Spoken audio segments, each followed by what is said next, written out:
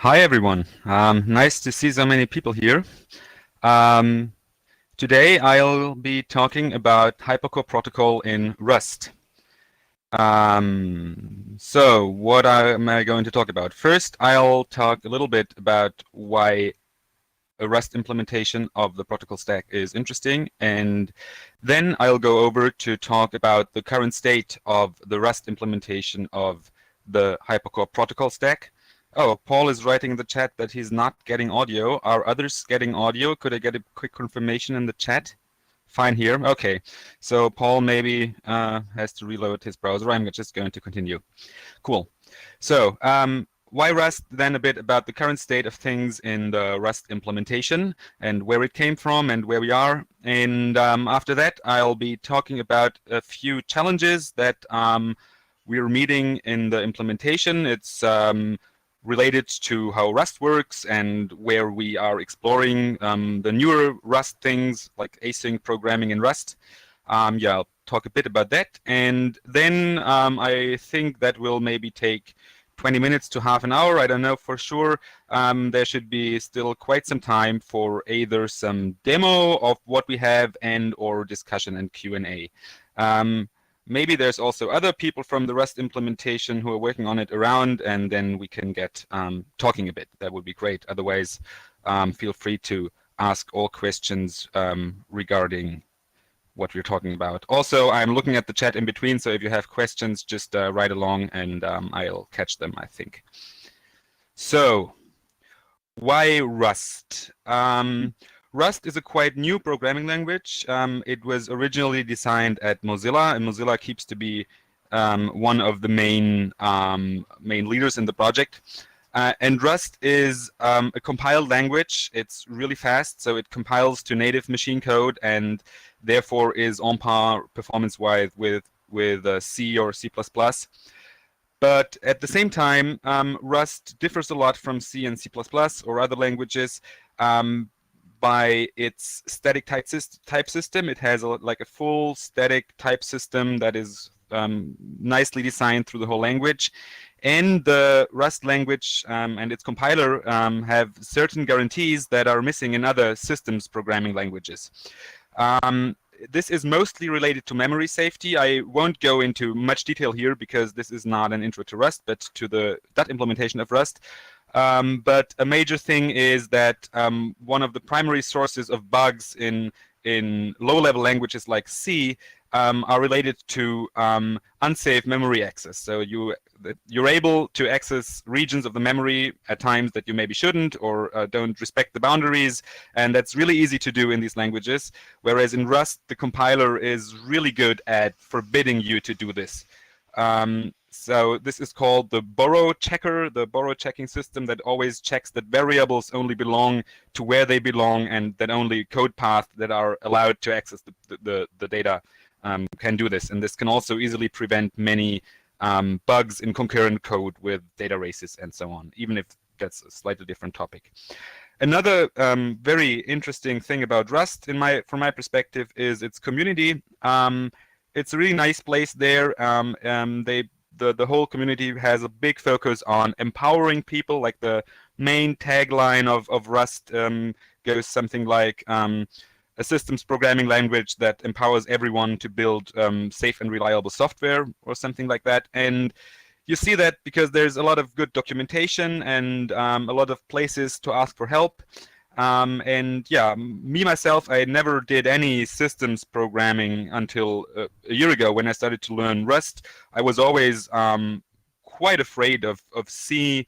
I didn't have computer science. I didn't take computer science courses or something, and it always felt a bit above my terrain in a way. I was always doing like higher level languages, and so the ability to really fuck up everything by not keeping your pointer arithmetic straight was something that always kind of kept me from these really interesting languages because they're really fast. And with Rust, that changed quite a bit, and also there's lots of great people that are really up for helping out.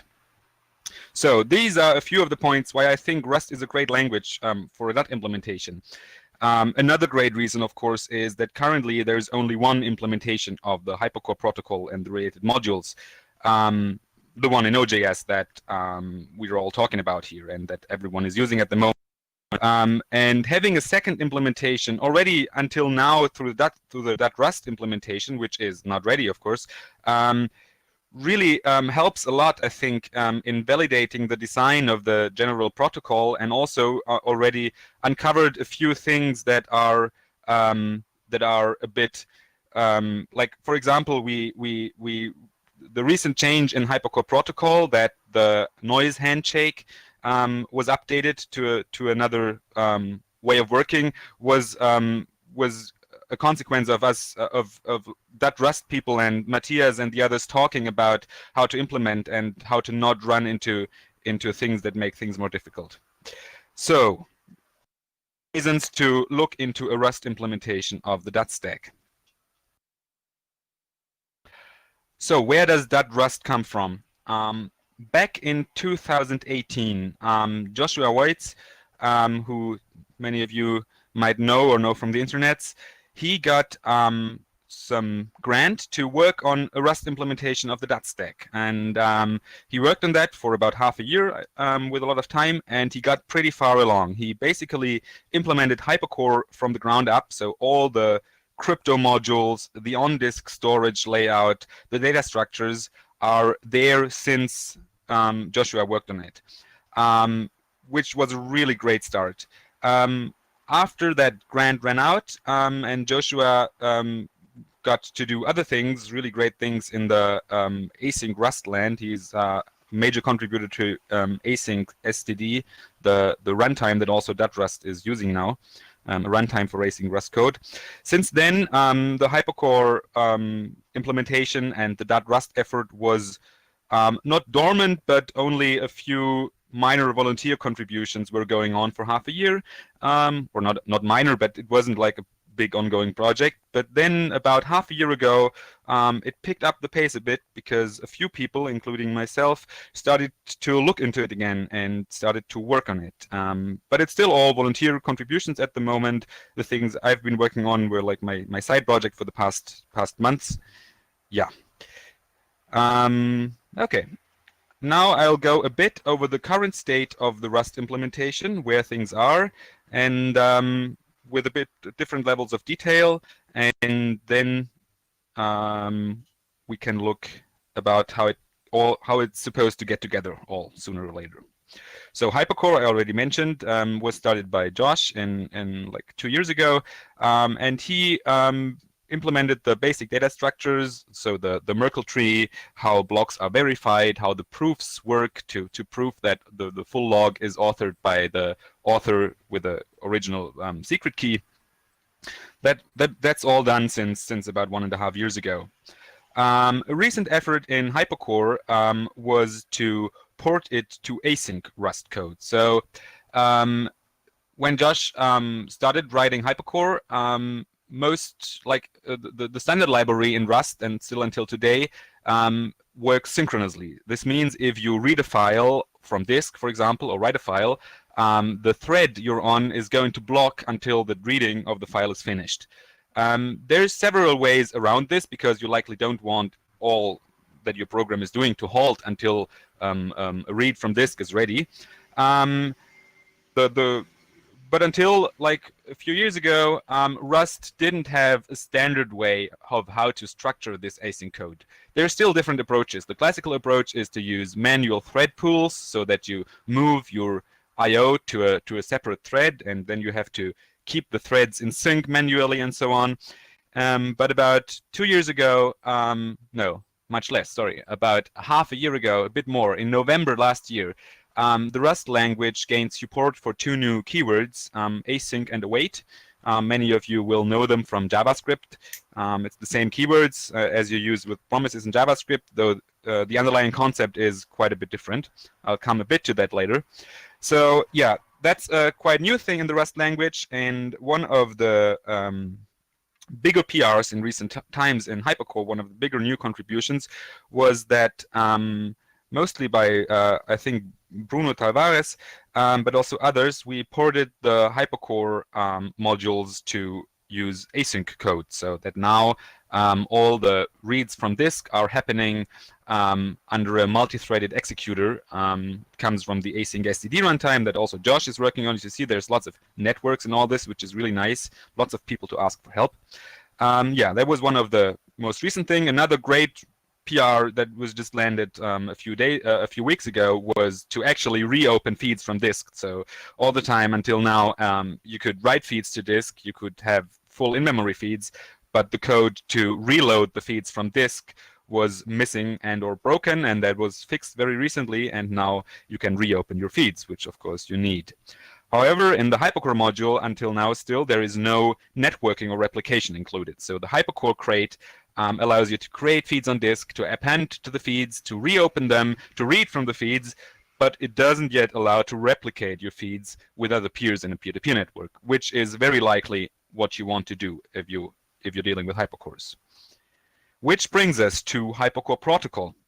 Hypercore Protocol is the binary replication protocol that allows to replicate hypercores with each other. Replicating meaning exchanging the feed blocks from one feed to another. I started to work on Hypercore Protocol about half a year ago as a side project, and I started with implementing the wire protocol, so the actual message exchange between the peers. And then there's quite a few things already included in the basic protocol that are all by now in a workable state, and that includes the transport encryption and handshake.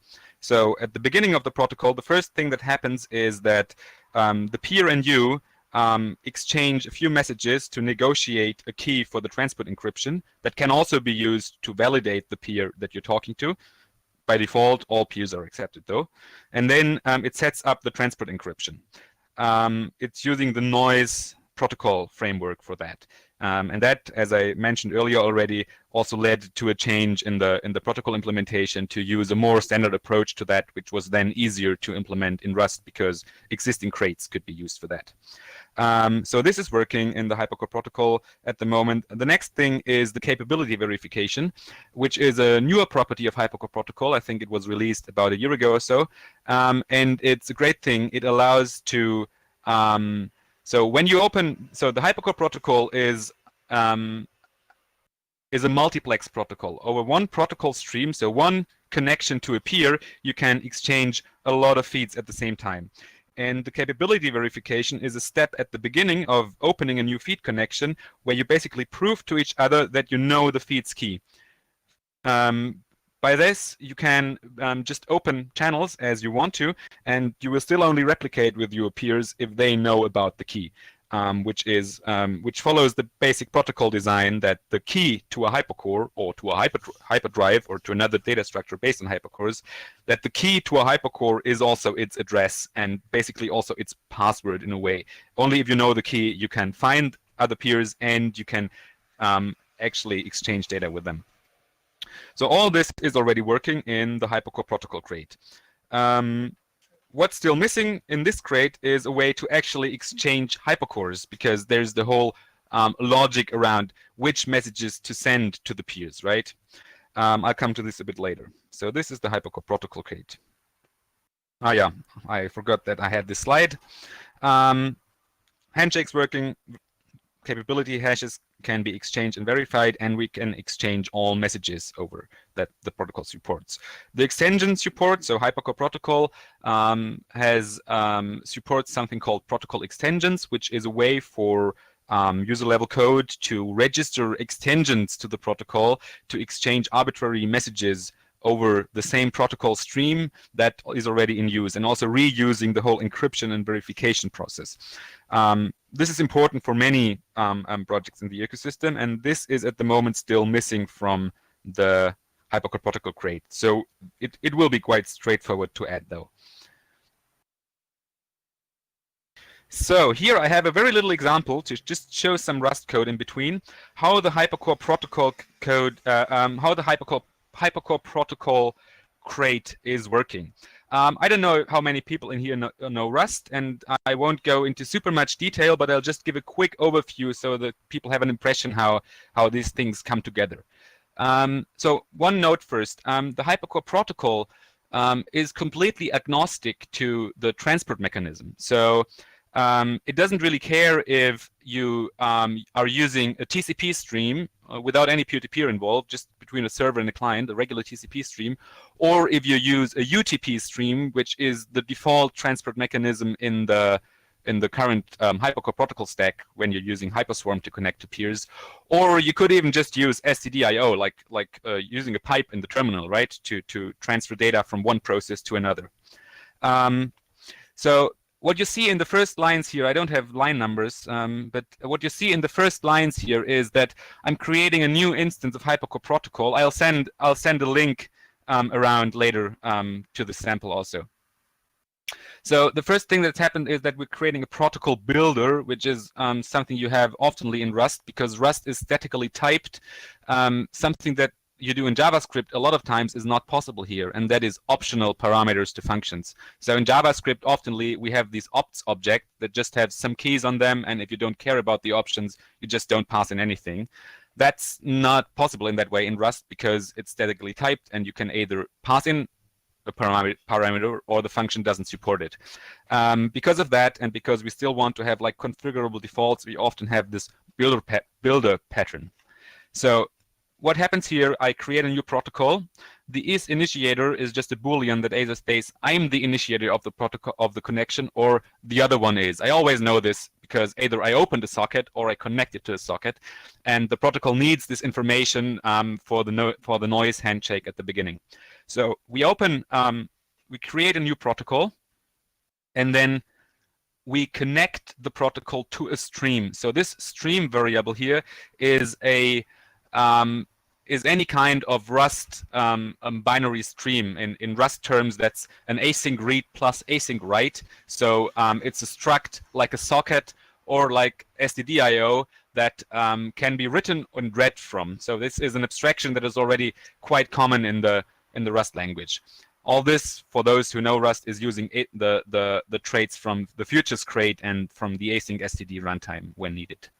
So this creates a new protocol, and now the main loop is going to start. So this function loop next just loops over the protocol, processes all the logic in the background, and then emits events.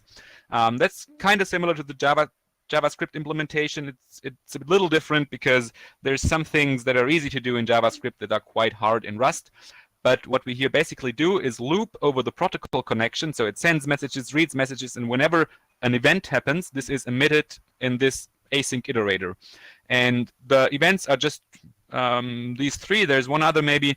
You get notified when the handshake is done. You get notified when a new discovery key is shared on the protocol. So when the remote end opens a new channel, and then you see this below the event discovery key.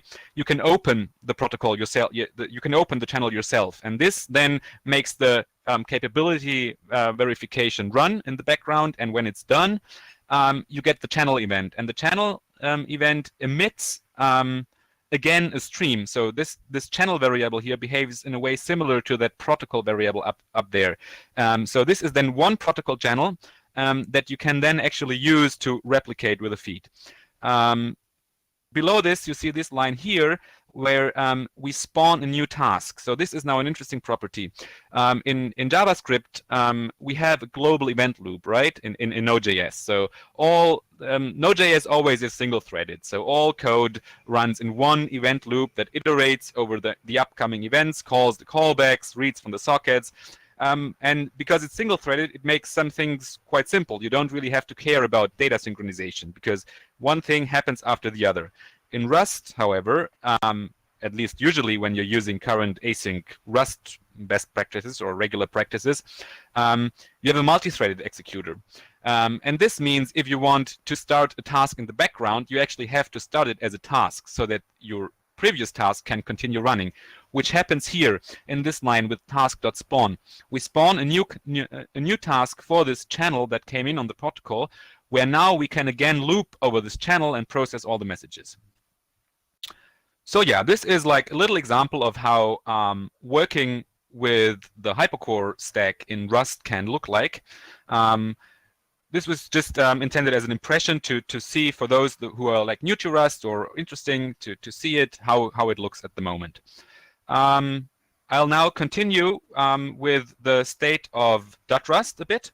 And please feel free to, in the Q&A part in a few minutes, also ask about how these patterns in Rust evolve. I also have a little part at the end to talk about some challenges that these approaches bring with them, or also for me, like things I still am unsure about. As I said, I started doing Rust like a year ago and got into this whole async programming also only with the Hypercore Protocol implementation. Cool. So what's next? Oh, there should be a slide here with an image. That's not loading. That's bad. Yeah, we'll skip it then. So yeah, Hypercore Protocol works. Still some design questions opened and no extension support yet. Next, Hyperswarm. So Hyperswarm, if you listened to Matthias' presentation earlier, is the networking layer of the hyperstack of the Hypercore protocol. It's a distributed hash table that allows you to find peers who are interested in a topic and then connect to them. So a topic is just a byte key, like a string or something. Usually it's a hash of Hypercore's key, and you ask into the cloud basically, hey, who else is interested in this topic? And then peers can respond, yeah, I'm interested in this topic, and then you can open a connection to that peer to actually exchange data. And there's a very interesting thing about the Hyperswarm DHT is that it includes support for nut hole punching. So because the internet wasn't really designed for peer-to-peer, actually connecting to another computer on the internet is quite hard because there's routers in between that usually don't allow you to connect to just anyone. And there's tricks to circumvent this. This is called nut hole punching. It's basically you need a third party that talks to you and talks to your peer and then kind of helps you negotiating a way, like an open port to talk to each other. And until very recently, this was completely not implemented in Rust. So when working on or fetching out how to progress with the Rust implementation, I myself thought, okay, that will take quite some time to get right, and we will likely have a proxy written in Node.js that would allow us to use Hyperswarm as it's written in Node.js or implemented in Node.js, and then have the Rust part below that. So you'd ask some node daemon, hey, connect me to peers interested in that topic. It would do the Hyperswarm part and then give you back the connection somehow. But then Matthias, who showed up in the whole .rust effort very recently, just went ahead and started implementing it. You see the link in the GitHub. I don't know if he's around. If he is and wants to, he can gladly talk a bit about it also later. Please show up if you are. I can't tell you that much about it. It's not done, but it's already working on a localhost only setting, and I think it's already pretty close to establishing connections. So this is for me, very surprising development that went really fast. Yeah, that's a great thing about open source. People show up and do great things, and you can use them. Yeah. So this is already quite a bit along. One thing that still is missing then, if the Hyperswarm DHT in Rust is working already in that regard, is that the node implementation supports two ways to connect to peers. One is over TCP, and the other is over a protocol called UTP. So not UDP, but UTP. Or I think it's also called micro-TP. The U is sometimes written as this micro sign. So UTP is a protocol that's based on UDP, and that basically gives you streaming properties with UDP packets, and it's the protocol that's used if both peers that are talking to each other are between routers that don't really allow a TCP connection from the outside, which is a lot of like regular home computers. Servers usually can be reached over TCP, laptops behind routers oftenly not. And that is still missing. Yeah, if someone wants to, is really keen on networking protocol design and wants to help with .rust, giving a start to a UTP library. There are some things in Rust. People don't have to start from the beginning. That's a great way to get involved. Yeah, I don't know the exact state of the existing code in Rust. So let's go on. What's next? Next is hyperspace. So until now, we talked about Hypercore, Hypercore Protocol, and Hyperswarm. Even if all these are in place, we still are missing one thing, and that is like bringing this together.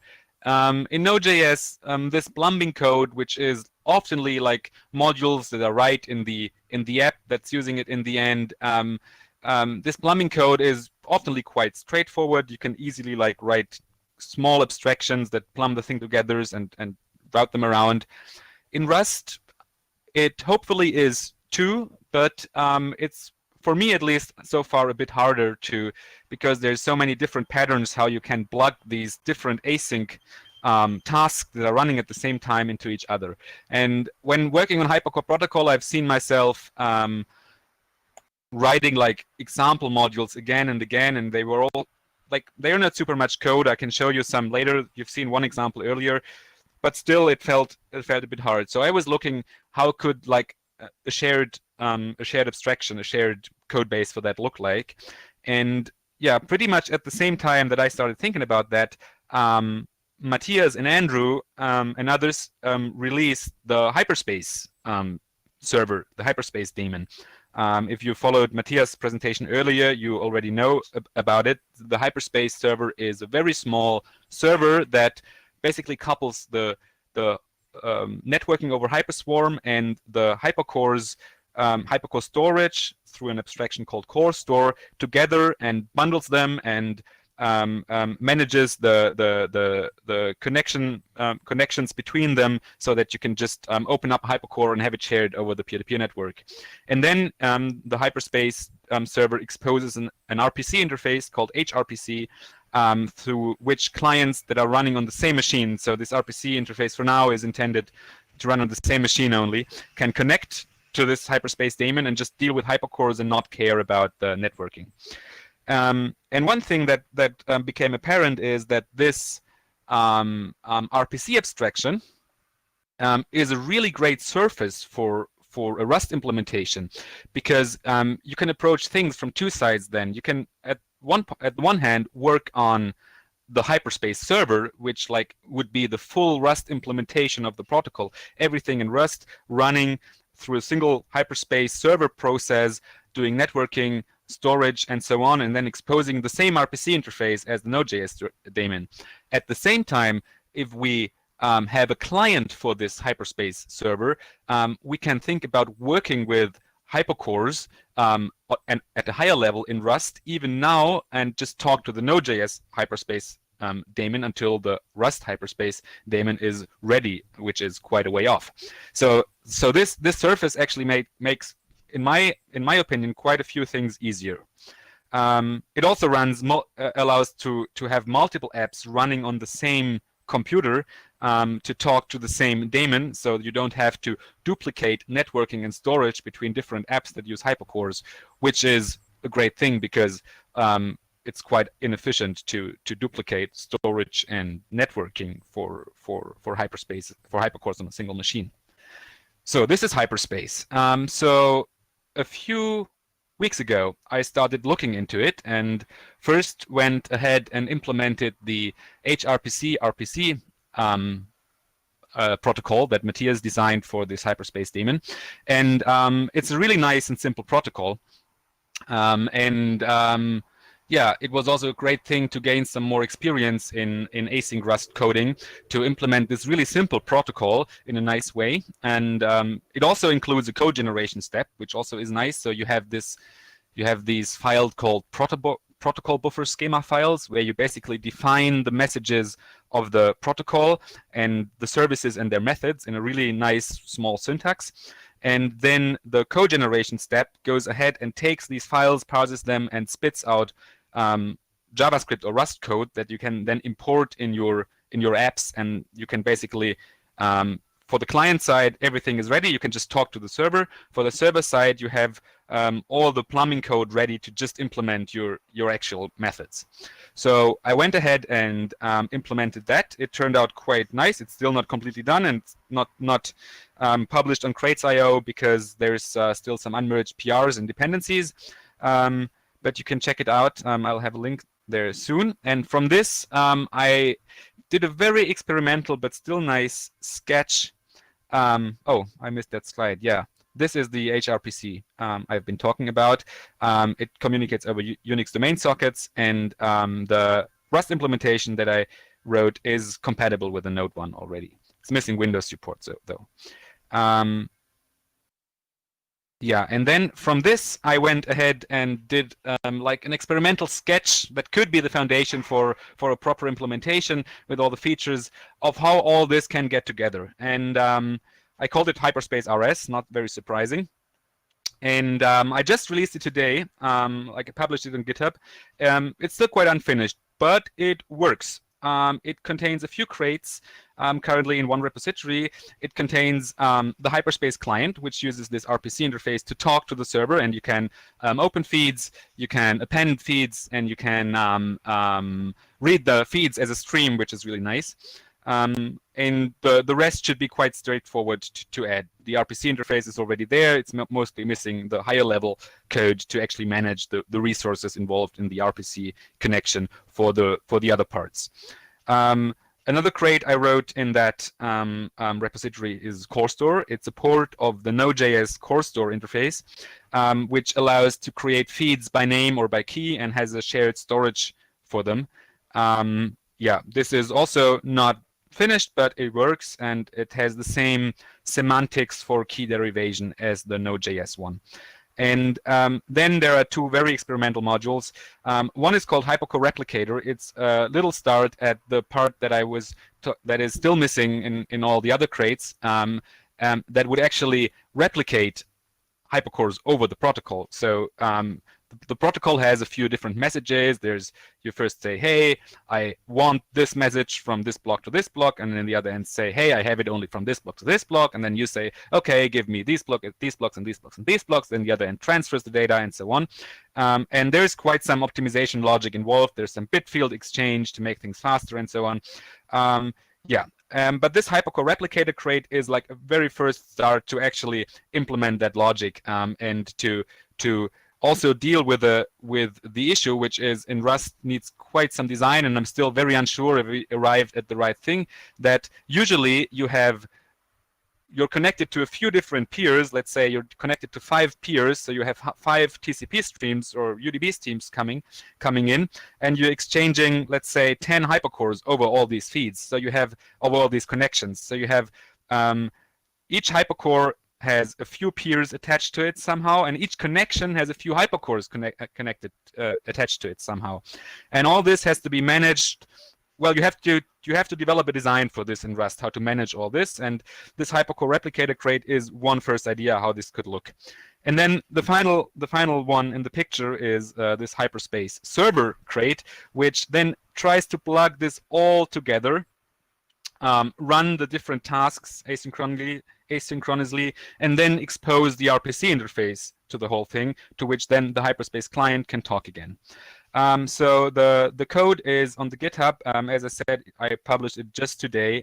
It's still quite experimental, but I'm very much looking forward to working together with others on this code towards a full implementation of all these parts. Please, yeah, you can check out the code, and if you're interested in contributing, as always, please give us a ping. Yeah, so here again I have a little code example how this all can get together. So this is in the repo I linked before, in the Hyperspace repo, the Hyperspace server. So this is the main starting point when you start up Hyperspace, what it does. And what it does is it first opens a core store at a storage path, basically, that you supply. And then the second line actually is an interesting line, because you see this a lot in async Rust code.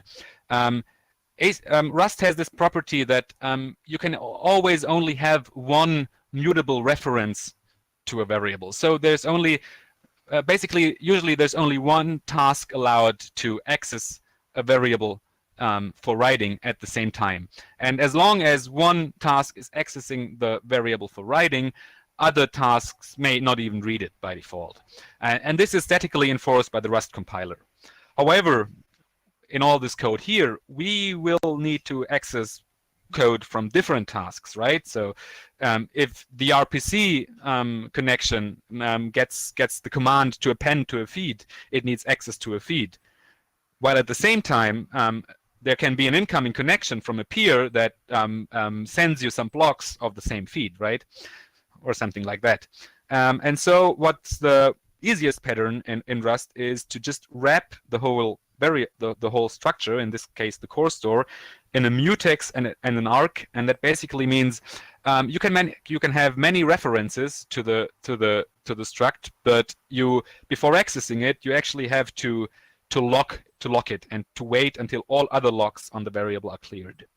Yeah, this is still something also that we're discussing how the best way is to do it, because it can get tedious to always write this wrapping. You could also move this wrapping itself into the core store struct so that it would get something called interior mutability. So all the methods basically on the core store would first try to lock the inner core store, the actual core store, do whatever needs to be done, and then unlock again. So this is still something we're debating on what's the best way is. The next thing is the replicator that I talked about earlier, that basically takes all the feeds from the core store and takes all the connections that are incoming from the peer-to-peer network and matches it all together and starts the replication logic for each pair of peer connection and feed. Then we just bundle this together in a state object that can be passed around. And then we started a couple of tasks. So the first task that we're starting here is the replication task that would run, as I said, the logic between the feeds and the connections. This needs a reference to the core store and to the replicator itself.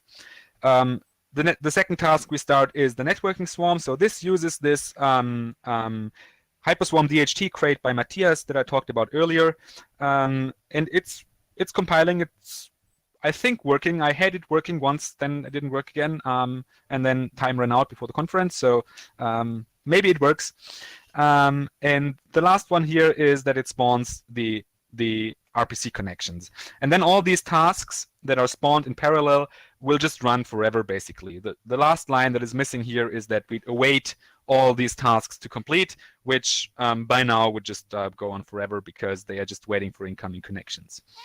So yeah, this was again a little code sample that's actually copied from this repo linked above. Cool. Yeah, now I will have a look at the time. Okay, we're already quite a while in. I'll just mention quickly some of the challenges that are, I think, interesting to discuss, primarily actually from a Rust language perspective, not so much from a protocol perspective. From that regard, we're just following along the Node.js implementation, which is yeah, very well designed. And even though there's not too many code commands, which makes things hard at times, the general design is really good to follow along, also because of the modularity. You have the individual parts and you see how they are plugged together. I'll just go over this very quickly, just to mention it, and then I'll open up for the discussion and for questions. And if we then still have time left, I can give a very little demo, but there's, yeah, not, it just is a very small on the command line how to deal with these things. There's not so much to see yet. Yeah, so challenges. One is the one I just talked about a second ago: interior mutability and sharing objects. We have to pass around object references to feeds and to the core store and to incoming connections through different tasks. And Rust doesn't allow it to just pass along an object, as I said, because there's only allowed to be one mutable reference. And currently, we often wrap them in these arc mutex things I just shown, and this makes for code like the second line above. You get a feed, and then to do anything with it, you first have to lock it, you have to await the lock, and then you can append something and have to await that, which can get a bit tedious. Another way to write these things would be to move the mutability and the locking inside the feed struct itself. So this is something that we're discussing, for example. Another challenge is that async Rust is still a new terrain. As I mentioned earlier, the async await keywords were stabilized only in November 2019. And without going into too much detail, that is only understandable for people deeply into Rust. There's some differences between how these new async functions work and how the actual futures that are like the language construct below it all work when it comes to typing. So it's often challenging to mix places where you manually implement these futures, which is something that you can do in a very nice way in Rust, but which still tends to need more code and a bit more thought in advance than just using async and await and just running through your code in like a loop or something. And that sometimes makes things hard when you switch between the two. I think I have an example here. Yeah. When you have, for example, a stream and you want to implement the stream on a data structure, you can't easily call async functions that maybe are defined on that struct in an easy way, because these async functions don't have a proper type in a way. There's ways around that. You can pin them to the stack, and there's different paths. But this also, because all this is new and there's not like super much established pattern yet, really takes some time to get into and to go over this. I'll make this quick. If people are interested in it, just ask along later. Yeah, I think that was my slides. Thank you very much for listening. We are actively looking for contributors. We mainly hang out in the .rust channel on IRC in Freenode. Also, most of us, I think, are on the Discord, where you can at least ping us personally. We might also open up a Discord channel if people prefer that. I don't know. I don't really care. So currently, it's in .rust on Freenode and in the repositories in the different ones. Yeah, time for questions. And please join in and say hi if you're interested in coding in Rust. And also, don't be scared too much. It takes some time. Learning Rust takes some time. The compiler, you really have to start to like the compiler, because it really can feel like it's fighting against you. But at the same time, the error messages got really good, and it really forces you to think about your patterns. But you can do that iteratively. Like first it doesn't work, then the compiler comes in, and then you just read through the messages and fix things. And once it compiles, you often have really stable code already. That's something I really don't know from JavaScript, right? So you write your code in JavaScript, and it runs, and then it breaks at some point because you had a typo and you had a lowercase variable where it should be uppercase or something. That can't happen in Rust. If things compile, chances are very high that they actually work. Of course, you can still have bugs, and you do, but not these like tiny typo bugs that only nag you like hours later or something. Yeah, and it takes some time to learn, but please ask around. We're up there to help, and I think the .rust effort is a great thing to get started. Time for questions. I read a question from Mauve already in the chat just now. Is there a roadmap for everything being worked on? There isn't yet in one place, I think, but oh yeah, one other piece of news that I didn't mention yet. We got a grant very recently that is just going to start for the Rust implementation. So we'll have some money to skip some of the work from side project to paid work for a few of the contributors for some time. And as a part of that, we'll definitely have a better roadmap soon and try to coordinate the things a bit more. For now, the main things is just check through the main repos. I think I'll compile a list right after this talk and can send it around in here where the main repos are located, and check the issues and PRs there. So more questions. Please also feel very free to talk, to enable the audio. I'll just, yeah, you're unlocked. You can all just enable your audio and also voice a question by audio. I see a question by Decentralize. If I understand correctly, you see HRPC as one of the quick ways for other languages to start to interact with the Node.js implementation. Yeah, I think that's yeah, I think that's true. So it's a binary protocol.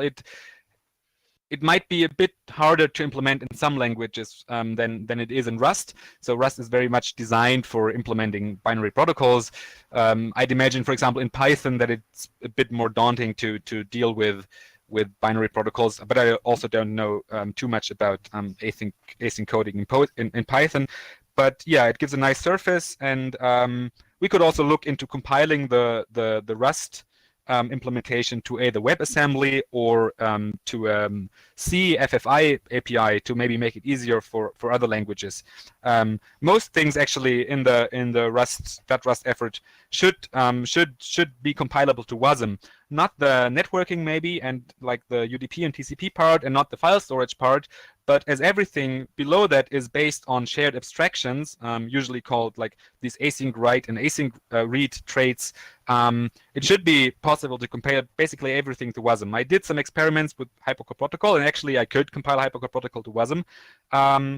Yeah, it took. Yeah, I'll share that sooner or later also. And if others are interested in WASM, there's many great things that I think can be investigated there. Another question by Vox Pelli. Could one imagine like a libhypercore built in Rust that other programming languages could use? Yes, I think so. There's likely some challenges, mainly around the async modeling. So there's different paths. I think the easiest would be to actually run a full async runtime, like async STD, within the library. So you'd have like a start and a stop callback maybe from the outside, and then use the actual Rust multi-threaded executor, and then through channels, through a channeling interface, provide a way to the FFI API, so to the lib hypercore to communicate. Or you could try to expose the async code directly, but this, as I'm hearing, I don't have experience myself with FFI APIs much, is a bit difficult. Marv asks, how does the perf compare to JS so far? Yeah, interesting questions. I don't have numbers ready. What I can say is that the protocol implementation by now has about the same performance as the JavaScript one. When I first ran it, actually the performance was worse than the JavaScript one. One thing was a bug in the underlying runtime that was fixed by now, and another thing was just a few minor things in the implementation that made things really slow.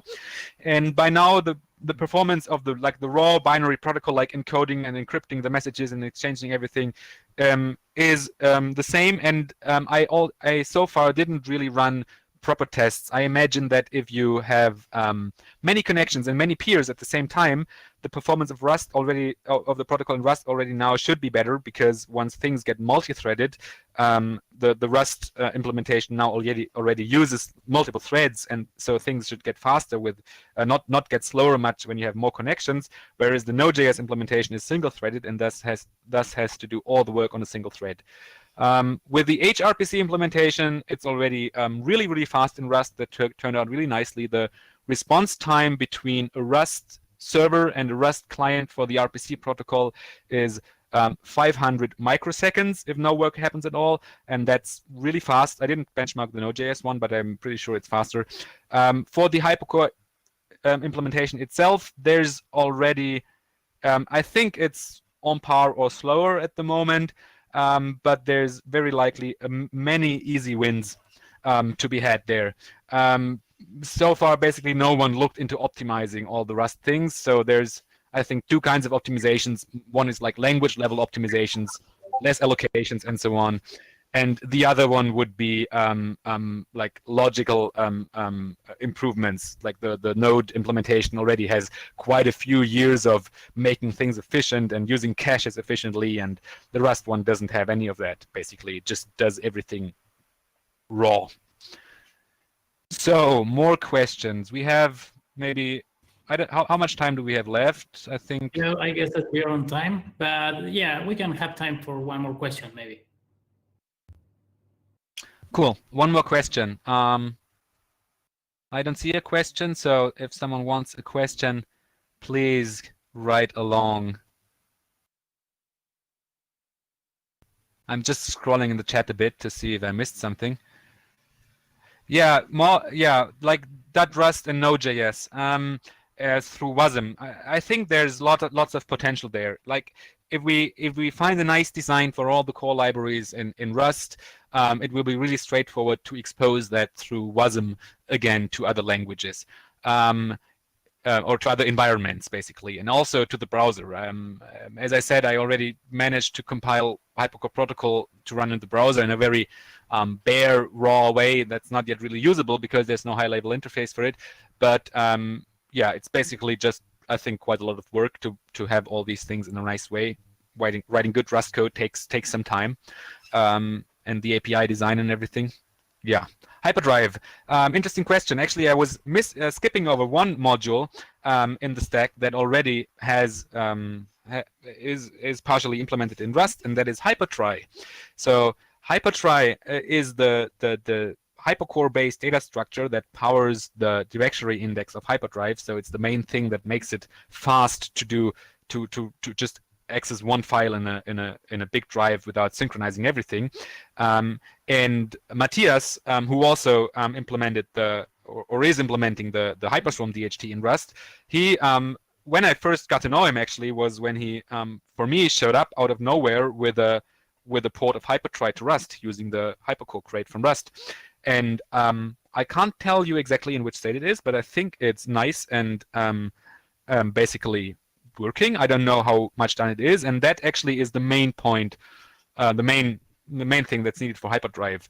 The rest is also still quite some work, but it's no new data structures and things. It's mostly, I think, finding a nice Rust API for things to run on top. And another thing, of course, is if we have a Hyperspace server running in Rust, we can take the JavaScript implementation of Hyperdrive and have it talk to the Hyperspace daemon in Rust. So you could run a Rust Hyperspace daemon once it's finished, sometime in the future, maybe hopefully, and then use Beaker to and talk to that Rust daemon. Yeah, but also